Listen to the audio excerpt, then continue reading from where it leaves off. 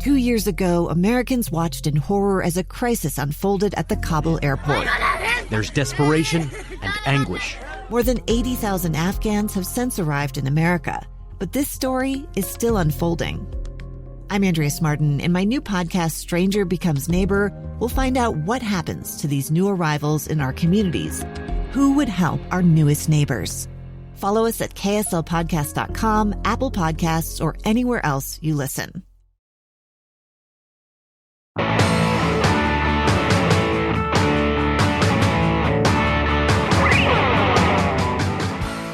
So you're 63 days in.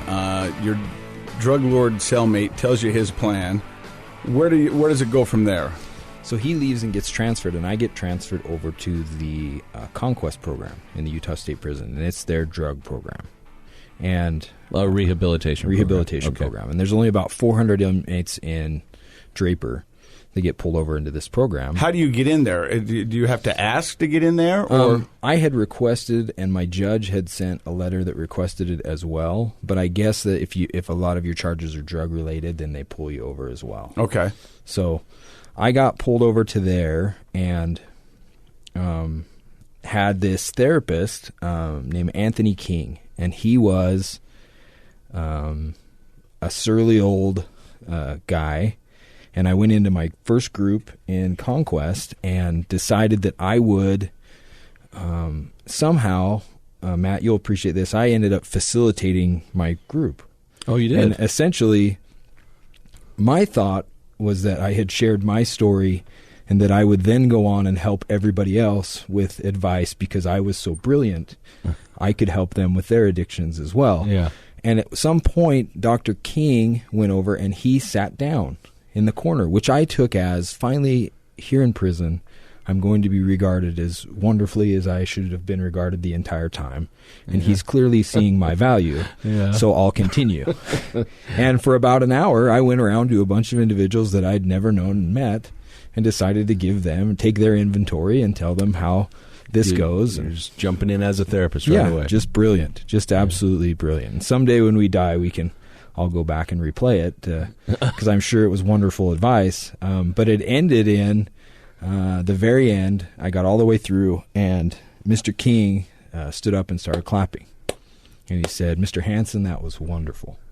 Wonderful. Could you take a seat?" So I sat down, and instead of lavish praise, which you thought you deserved, which should have been coming, right? Yeah. Should have heard how great I was. You just did his job. Yeah. I mean, cut me a check, right? Exactly. He said, "Mr. Hansen, the mask you wear, the person you pretend to be, and all of the lies, deceits, and everything else is right there for me to see. And that's the last time you're going to speak in one of my groups for the next 30 days." Wow. He just stripped you down. He took you to task, huh? He just absolutely ate me alive. And he said, "If you say anything, I'll make sure you're out of the drug program and you can go to the other side of the prison and learn a different way."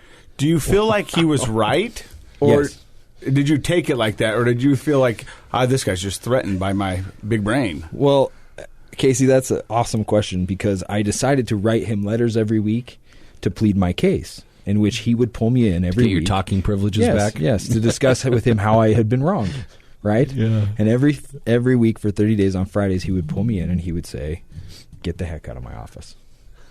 Wow. And he did it every Friday. I would go in and he'd say, "Mr. Hansen, you have something to say?" "Yes, Mr. King. I feel like I'd get out of my office." Oh, Wow. yeah. And guys, it was beautiful because I got the message.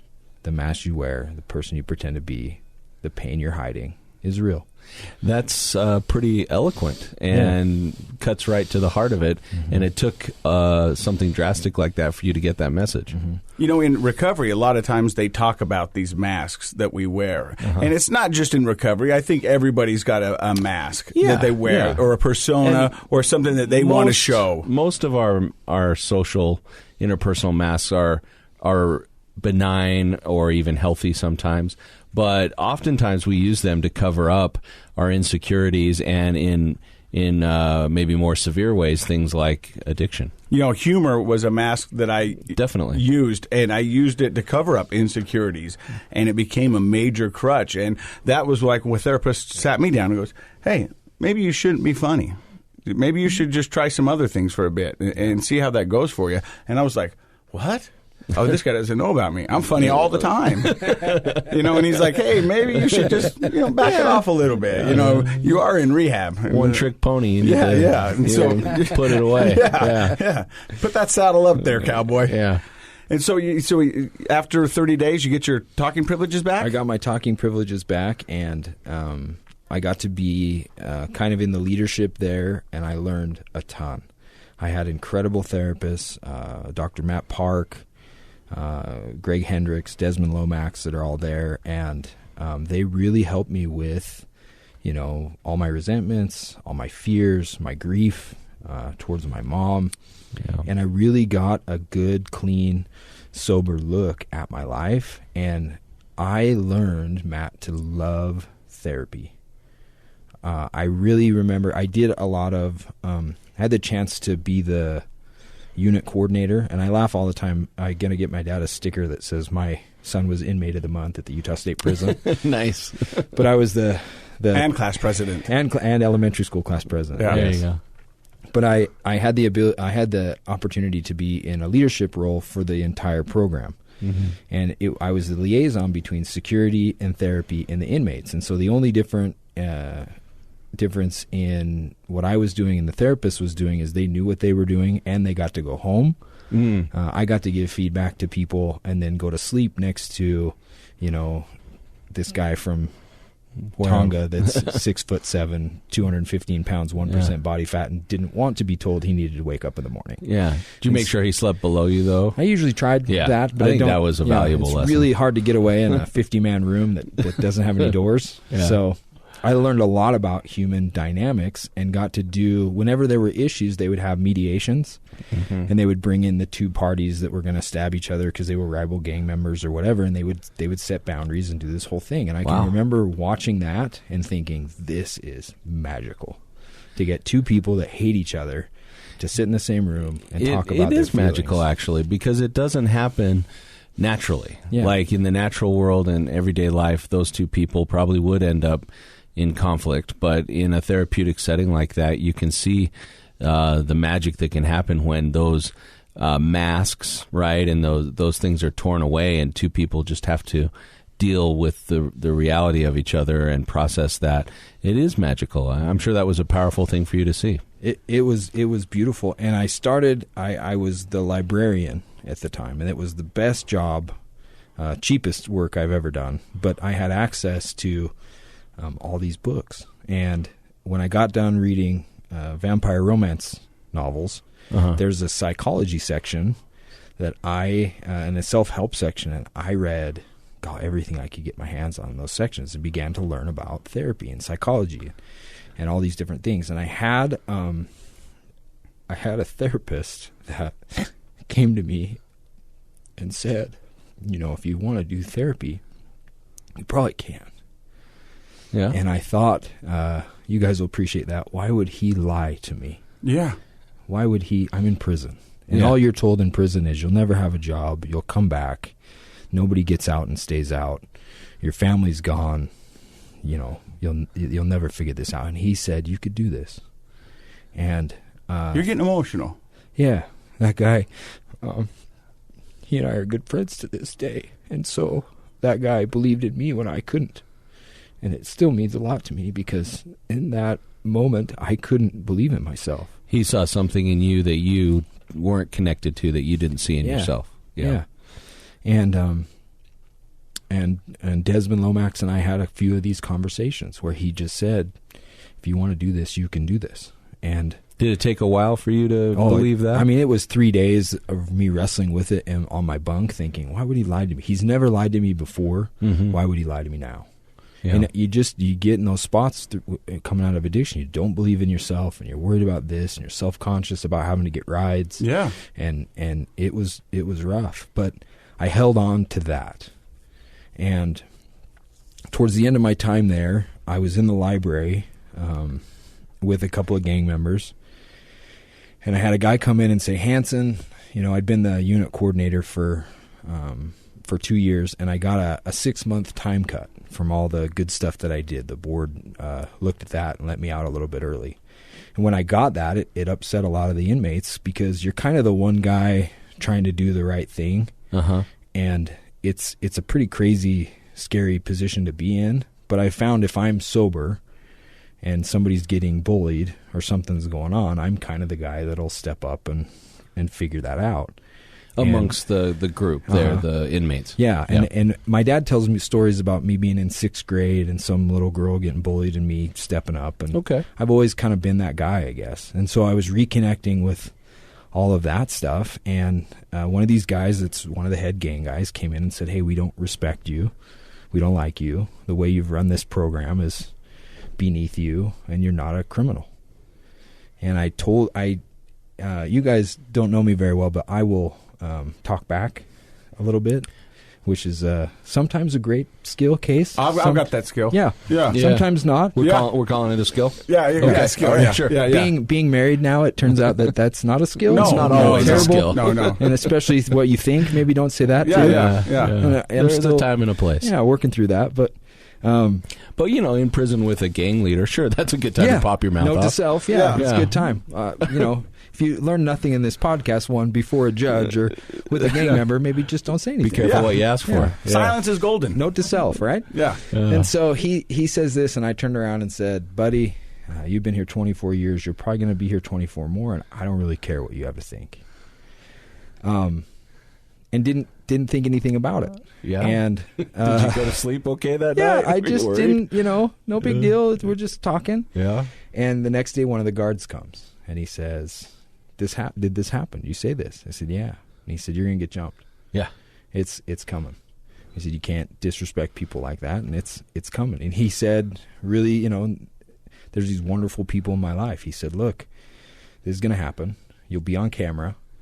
You can either take some punches in the back of the head and go down on both knees and put your hands behind your head, or you can fight, and you'll be here for a long time. And he said, believe you me, everybody in this building's hoping you fight. Because if you do, you're going to be here longer. And that's the idea.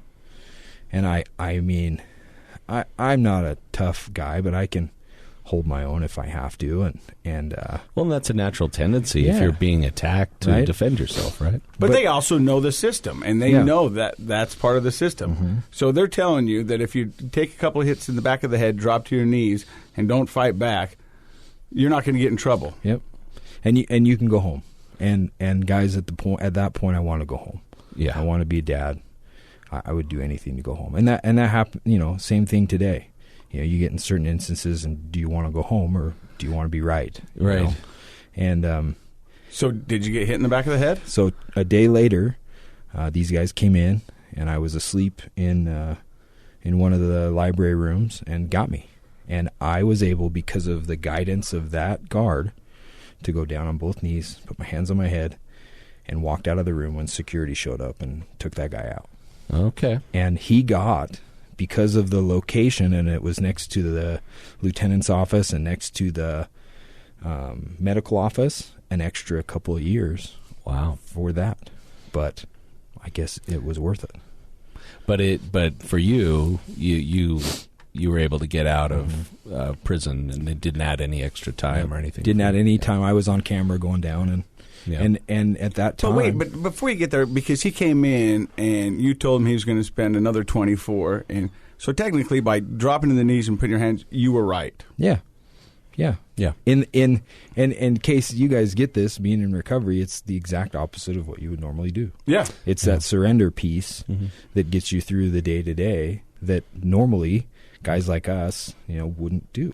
Yeah, like I'm a man. I'm not going to let nobody just hit me. I'm going to no. And that's the overwhelming belief in prison is you're the B word, and not. But the neat part was the back of my head turns out is very thick, and I went through this whole thing and didn't have any marks on me.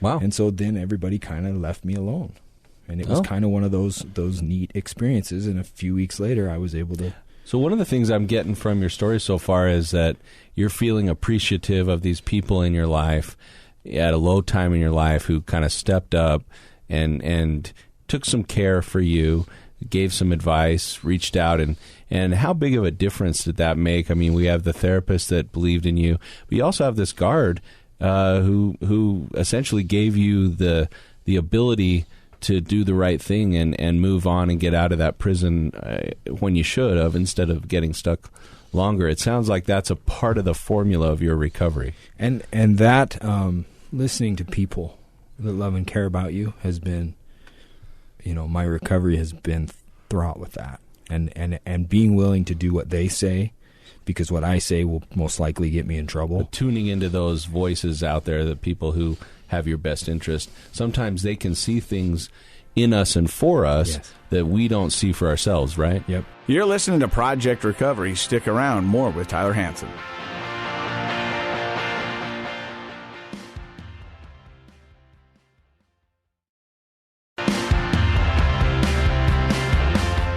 But I think it goes back to, we've been running our programs for the past 45 years, and this is where it got us. So maybe somebody else has some better advice for us. That's a good way to look because at it. Because I've been president of this company for 45 years, and we saw how that ended. Yeah, so, I might want to hire an outside consultant. And basically that's what it is, though. But I was talking to Ty on the way up here, and you see so many different people throughout the day with addiction. Mm-hmm. And to see somebody who's willing to accept the gift, because it is a gift, what they're going to give you is huge. Because so many times you're out there offering that gift, and people don't want to hear it. They don't want to be bothered with it. They're just going to say whatever they can to shut you up. And imagine waking up every day to come out and try to give somebody the gift of life and have them lie to you, deceive you. Right. And I mean, it's got to be just soul crushing. Well, it's you have to see the long game, right? You can't get caught up in the day to day. And you got to celebrate the individual victories. And I think that's what they saw with you, Tyler. I think they said, hey, look, here's somebody who's willing, and we can see some good in him. And so we're going to give him this information. And if he takes it, I think this is going to be a lot better for him. Yeah, and that was huge for me, because I had people, and I'd heard all the, you've got so much potential and so much talent.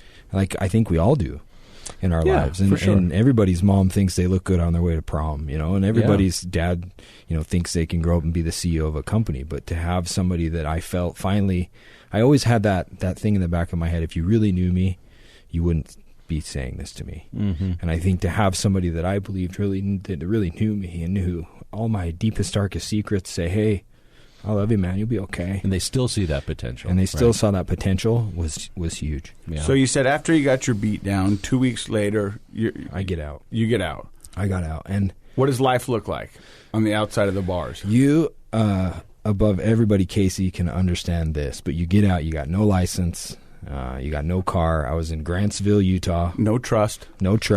My family kept me at arm's length, so I had to parole to some friend's house in Grantsville, Utah, and I've got to ride my bike or walk or get rides everywhere. I took my daughter's bike to get a haircut 2 days ago. Yeah? Yeah. Does it have a little basket on the front? Nope, in the back. Okay. But, Case, I am so proud of you for doing that, because I remember having a 1988 Chevy Cavalier with a breathalyzer and going on my first date with my wife just out of prison and thinking, why would anybody get in this car with me? That's a good look, the breathalyzer on the first date. Huh? Right? Yeah. And if you can sell that, you can sell anything. Oh, I've got a good woman right now, I'm telling you. Yeah. She's seen all the ugly. But so you're out, you go to your buddy's house, but you've got this newfound knowledge that you found in prison, and maybe even stumbled upon a calling in life. Do you think that's fair? Yeah. Yeah, and I decided to go and enroll myself in school. And for a big, dumb jock, school had always been really hard. But it turns out if you read like 500 books right before you go to school, just by osmosis, you're super good at school. Well, as you were talking about being the librarian and having all that time to do nothing but read, I mean, that's a gift. Yeah. And learning the discipline of reading it really is a discipline to sit down and actually read something and stick with it over time. I mean, that probably set you up to be successful when you got out. So where do you enroll in school at? So I got, there was an online school called Argosy University. Yep. And I decided to go there and went there, and I had two professors. I had Paul Carver and Teresa Burton, and they ate me alive. I mean, day in and day out, I'm the one idiot that will raise my hand and say, I have a question. And they just, I mean, talk about sanded down an old broken piece of wood. Wow. They got after it. But I learned the lessons and the message. And I ended up graduating with a degree in psychology and the ability to be an advanced youth substance disorder counselor. And that has made a huge, huge impact in my life. And had to go to DOPL, Division of Professional Licensing for the state of Utah. They were not excited about a criminal and prison inmate working with anyone, let alone... They're not too excited about anybody, I don't think. I mean, you know, they're kind of tough on everybody who is getting or renewing licenses, and they should be, but, you know.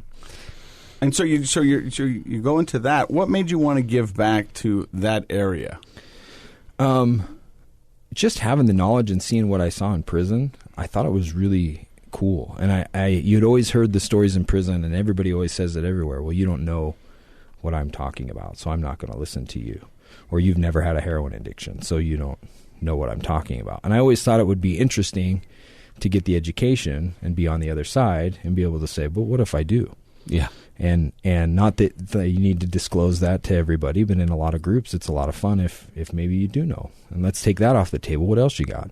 Well, it breaks down that defensive wall that the person might have that pushes you away and therefore pushes themselves away from treatment. Yeah. And we talked earlier, Casey, about a lot of this, and they're just walls that people, barriers that people, throw up to see if you'll walk away, I think, a lot of times.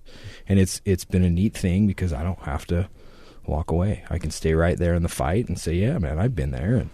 And I have a sponsor that I've had for a lot of time today, and he's the neatest guy, but I'll have these incredibly, in my mind, traumatic experiences, and I'll call this guy who's been sober longer than I have, and he'll go, oh, yeah, I've been through that 10 times. Here's what's going to happen, and this is what happens, and then you'll be fine. Don't worry about it. And it's so cool to have that backup on the other end where I get in my head and go, this is it. Okay, going back to jail today. This is going to happen. And I'm going to get pulled over, and I end up back, in prison. And it's so easy to let your mind around. So let's just recap for everybody.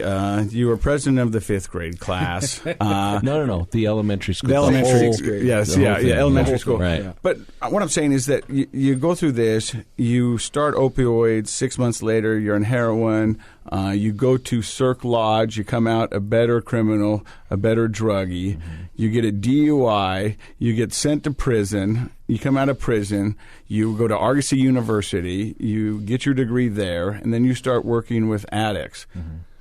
So do you think prison was a better rehab than Cirque? I mean, because it seems like that's where you did your rehab, or did you do a rehab after that, or what program are you working now? So I now work for Steps Recovery Centers, and there's 10 of them in the state of Utah. I'm also on the board of directors for harm reduction in the state of Utah and run the RISE program in the Utah County Jail. The treatment, Casey's not the thing.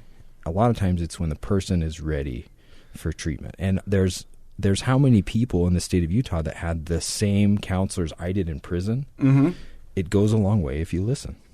Yeah, listening helps, right? Listening is apparently I love a big that thing. point you're making, and I think that's so true. There are a lot of opportunities, treatment modalities. Some of them come at a bigger price than others, and you paid a big price asking to go to prison, but it wasn't until that experience that you opened your ears and you were ready to listen. But had you done that, if you'd have, for some reason, had that same attitude at Cirque Lodge, you would have had a good experience there. Sure. Is that what you're saying? Oh, absolutely. And Gary Fisher and Bev that run that program are great, incredible friends today. And Bev's probably one of the top 5 clinicians in the nation. And I will tell you, so it just kind of dovetails. This morning I had a conversation with a psychiatrist, and he does the medicine and I do the therapy for the same patient.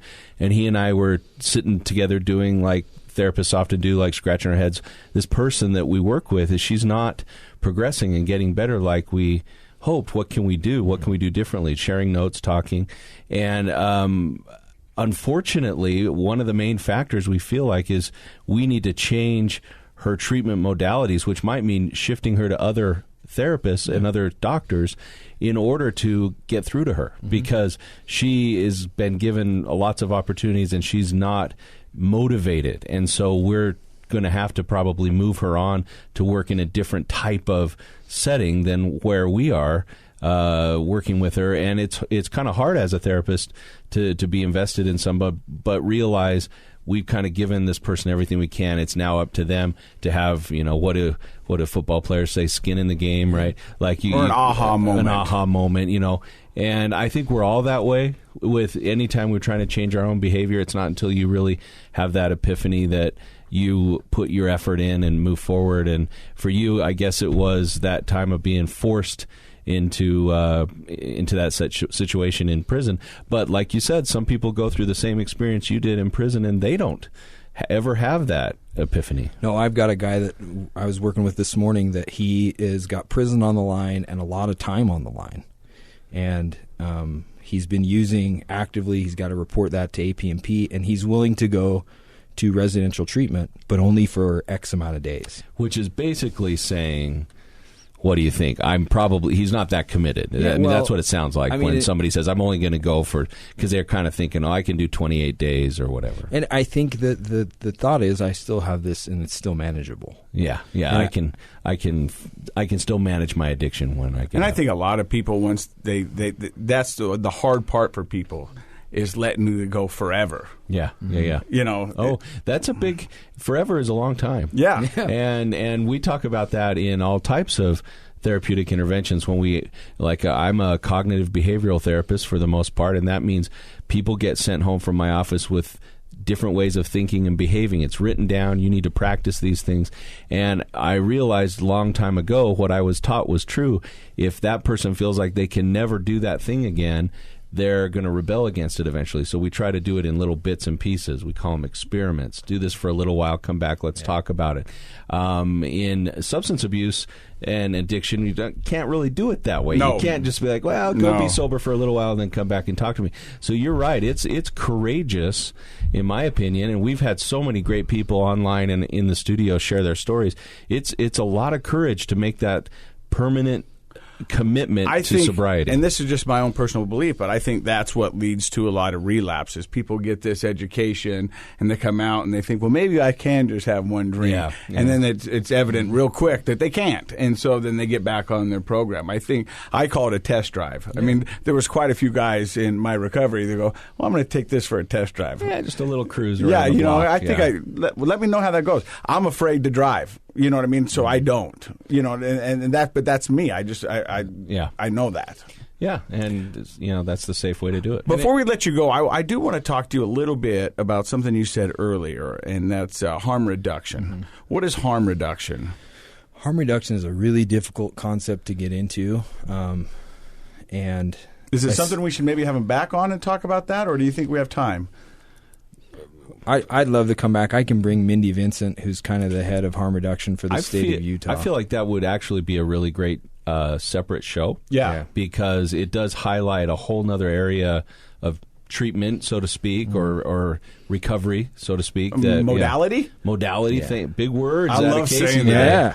We should start a band. Modality. Modality. But harm reduction is essentially the idea. I have a little brother that while I was in prison, he died of a heroin overdose. Oh. And his biggest thing living in Utah was he loved to smoke weed. Now, because of the belief systems that are in the community, and we push so hard for abstinence-based recovery. And community standards prevail. Community standards prevail. And it's very black and white. You're either sober or you're not. And I'm sure going to AA meetings and stuff, you've heard all of the jargon that's out there. But the idea is, would my brother be alive today? And if he'd just smoked weed, would I really care? Okay. And if that was managing PTSD or his depression or whatever else, but was working for him, why do I need to vote on what's going on? Yeah, it's a very different way of thinking, but gaining a lot of interest and traction because of the overall goal of reducing harm. And so I think I'd love to have you back if you could come back and we could actually spend a whole hour trying to explore that modality, because it is very different than most people's experience with recovery. Yeah. All right, before we let you go, what does life look like for you today? I'm headed to BYU in the fall to get my clinical social worker's degree and get my master's. So, when I went through all this stuff in prison, I was excommunicated from the church, went away from kind of everything. My wife and I got married in the temple not too long ago, and I headed to BYU. I can't believe the Mormons let me in. Well, they've loosened up a lot down there. Like, rumor has it you can have a beard. And, you can buy caffeinated Cokes on campus now. I mean, it's just a free for all down there at Provo. Well, you know what? I mean, but that's a story of redemption, and just. I'm proud of you. I'm proud to say that you were on our show and that I know you because, I mean, really, from everything that you've gone through to be standing here and where you're going, that's amazing. Well, and same goes to you guys, the conversations you're having and the work you're doing, Case. This early recovery sucked. I mean, I can honestly tell you, I talk to guys in the jail all the time, which, why would I be sober? Because I'm not going to have a license and I don't have access to this and I can't get it. I mean, you're a stud. People, yeah. Oh, you're a stud. I mean, it's just thanks, man. I don't know about that, but I'm giving it my best. But the other end of it really is beautiful. I have more opportunities to talk with you guys, opportunities to work with people and their kids, and it's just cool. And you're going to keep doing great things. I'm really excited for you to be in that program. And, that's coming from a University of Utah professor, so I hope you appreciate the level of... No, I'm going to look you up. I'm a former Cougar myself, so... No, I'll look you up for my PhD, because I'd like to be Dr. Hansen at some Let's point, stay in touch. That would be fun. Yeah, you've been listening to Dork Talk. Hey, thank you guys for sharing your story. We appreciate it. If you know somebody that needs some help, have them do what I did and give Pinnacle Recovery Center a call. This is Project Recovery, a KSL podcast.